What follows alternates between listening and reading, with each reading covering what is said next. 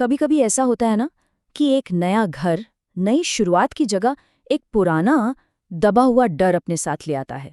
तो आज हम बात करेंगे 1987 की दिल्ली की, एक ऐसी सच्ची कहानी की जहां मजूमदार परिवार के लिए एक नए घर का सपना एक भयानक, कभी न भूलने वाले सच में बदल गया। एक बात पहले ही साफ कर दूं, ये कोई सुनी सुनाई कहानी नहीं है। ये एक ऐसा तजुर्बा है, एक ऐसा अनुभव जो सच में अंदर तक हिला सकता है। तो क्या आप तैयार हैं उस घर के अंदर कदम रखने के लिए? तो कहानी शुरू होती है एक बिल्कुल आम सी उम्मीद से, एक नए घर की तलाश। मजूमदार परिवार को बस अपने लिए एक छोटा सा ठिकाना चाहिए था। उन्हें क्या पता था कि वो किसी और के घर में, किसी और की दुनिया में दखल देने जा रहे थे। साल था 1987। रमेश मजूमदार जी का दिल्ली ट्रांसफर हो गया और वो अपनी पत्नी और 2 छोटे बेटों के साथ शहर आ गए। देखिए, किसी भी परिवार की तरह उनके भी सपने थे। बड़े शहर में बच्चों को अच्छी तालीम मिलेगी, भविष्य बेहतर होगा। उनका बड़ा बेटा सार्थक उस वक्त सिर्फ 4 साल का था। खैर, घर ढूंढते ढूंढते उन्हें गांधीनगर में एक कमरा मिला। छोटा तो था, लेकिन किराया बहुत कम था। और सबसे अच्छी बात ये थी कि रमेश जी की बहन का घर ठीक पीछे ही था। मतलब कागज पर तो ये एक परफेक्ट डील लग रही थी। पर कभी-कभी जो चीजें बिल्कुल सही लगती हैं ना, असल में वही सबसे ज्यादा गलत होती हैं। और तभी पहली चेतावनी मिली। रमेश जी की बहन ने उन्हें साफ साफ मना किया। उन्होंने कहा, देखो, हमने उस कमरे के बारे में बहुत अजीब बातें सुनी है, तुम लोग कहीं और देख लो। लेकिन रमेश जी, वो एक प्रैक्टिकल इंसान थे। उन्होंने कम किराए के आगे इन बातों को, इस अपशकुन को नजरअंदाज कर दिया। और शायद यही उनकी सबसे बड़ी गलती थी। तो परिवार उस कमरे में शिफ्ट तो हो गया, पर शायद वो कमरा उन्हें अपनाने को बिल्कुल तैयार नहीं था। बस कुछ ही दिन बीते थे और घर ने अपनी मौजूदगी का एहसास कराना शुरू कर दिया। पहले बहुत धीरे से, और फिर एक शाम रमेश जी की पत्नी रसोई में अकेली थीं। तभी उनकी नज़र दरवाजे पर लगे पर्दे पर पड़ी और उन्होंने देखा कि एक परछाई तेजी से गुजरी, जैसे कोई गलियारे से होकर गया हो। पर घर में तो उनके और बच्चों के अलावा कोई था ही नहीं। अब ये बात इसलिए भी अजीब थी क्योंकि जिस गलियारे से वो परछाई गुजरी थी, उसके आखिर में जो कमरा था वो तो हमेशा से बंद पड़ा था, उस पर ताला लगा रहता था। तो फिर वहां कौन हो सकता था? उन्होंने हिम्मत करके बाहर झांका, लेकिन बगल के कमरे पर वैसे ही ताला लगा हुआ था। जब उन्होंने ये बात रमेश जी को बताई तो उन्होंने भी इसे उनका वहम कहकर टाल दिया। अब उस अजीब से डर में वो बिल्कुल अकेली पड़ गई थीं। अब तक जो सिर्फ एक शक था, एक अनजाना सा डर था, वो अब चीख में बदलने वाला था। घर का वो साया अब सिर्फ महसूस नहीं हो रहा था, बल्कि अब वो हरकत करने लगा था। हुआ ये कि एक दोपहर वो बच्चों के साथ सो रही थीं। तभी अचानक उन्हें लगा जैसे किसी ने उनका कंबल कोने से पकड़ के खींचा हो। एक हल्का सा खिंचाव, पर इतना असली कि उनकी नींद खुल गई। वो हड़बड़ाकर उठी, पर कमरा तो बिल्कुल खाली था। वो अकेली थी, या शायद उन्हें ऐसा लग रहा था। और फिर कुछ रातों के बाद खिड़की पर एक दस्तक हुई। टक टक टक। अब सुनने में तो ये एक मामूली सी आवाज लगती है, पर सोचिए, ये खिड़की पहली मंजिल पर थी। उसके बाहर ना कोई बालकनी थी, ना कोई छज्जा, कुछ भी नहीं।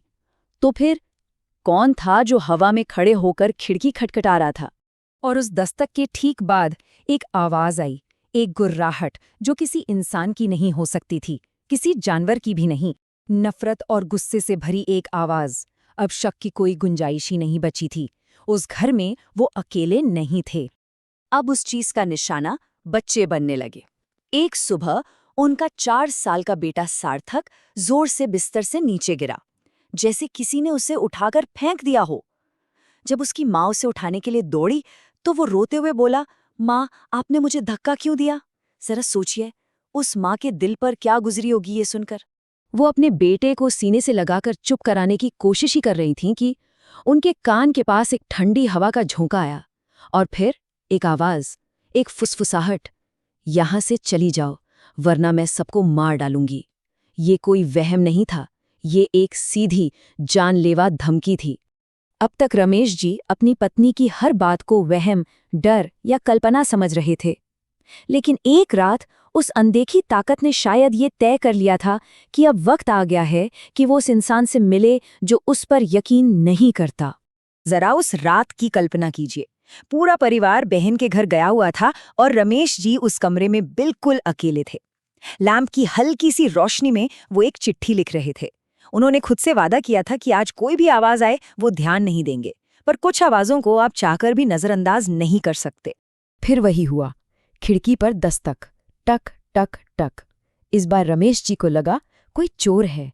वो जोर से चिल्लाए, पर तभी उन्हें महसूस हुआ कि कमरे की हवा भारी हो गई है, जैसे सांस लेना मुश्किल हो रहा हो।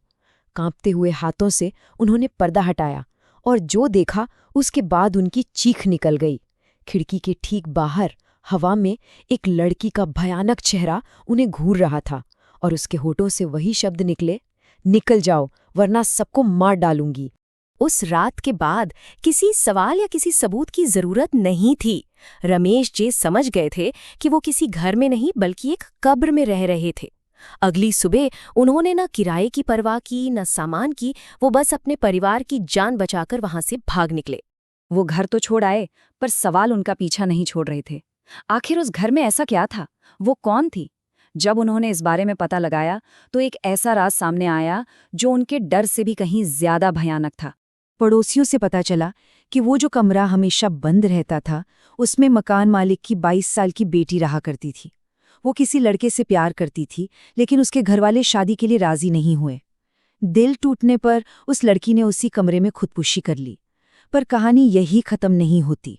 उसके माँ बाप इतने गुस्से में थे कि उन्होंने उसका अंतिम संस्कार भी ठीक से नहीं किया। मतलब उन्होंने अपनी ही बेटी की आत्मा को मुक्ति देने से इनकार कर दिया।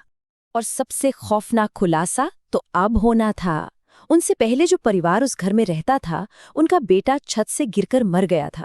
लेकिन अस्पताल में मरने से ठीक पहले उसने कहा था कि वो गिरा नहीं था, उससे किसी ने धक्का दिया था। मजूमदार परिवार की जान तो बच गई, पर उनकी ये कहानी एक बहुत बड़ा सवाल पीछे छोड़ जाती है कि जब किसी आत्मा को उसकी आखिरी शांति से, उसके सुकून से दूर कर दिया जाता है तो क्या होता है? क्या उसका दर्द और गुस्सा उसे एक ऐसी ताकत में बदल देता है जो हमेशा के लिए उसी जगह पर कैद होकर बदला लेती है? शायद कुछ सवालों के जवाब ना ही मिले तो बेहतर है।